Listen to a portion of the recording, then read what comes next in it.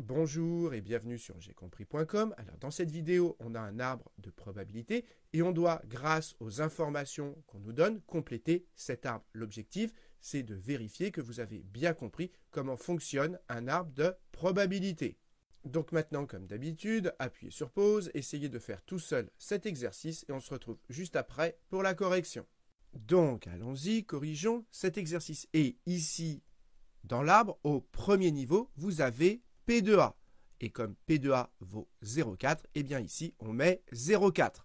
Voilà, c'est ce que j'ai écrit ici. Et maintenant, vous devez savoir que ces points qu'on a ici, c'est ce qu'on appelle des nœuds dans l'arbre, des nœuds. Et vous devez savoir que les branches qui partent d'un même nœud, la somme de leur probabilité, ça doit faire 1.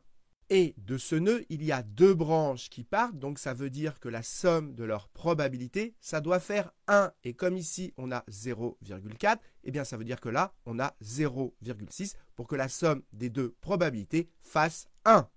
Maintenant, on nous donne la probabilité de B sachant A. La probabilité de B sachant A, c'est la probabilité qu'on lit sur cette branche.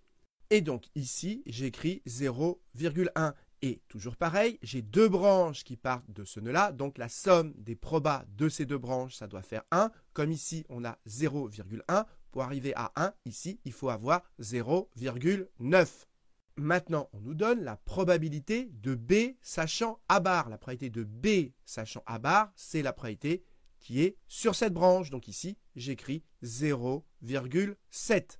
Ensuite, toujours pareil, j'ai deux branches qui partent de ce nœud-là, donc la somme des probas de ces deux branches doit faire 1. Donc si ici on a 0,7, là on a 0,3 pour que la somme des probas fasse 1.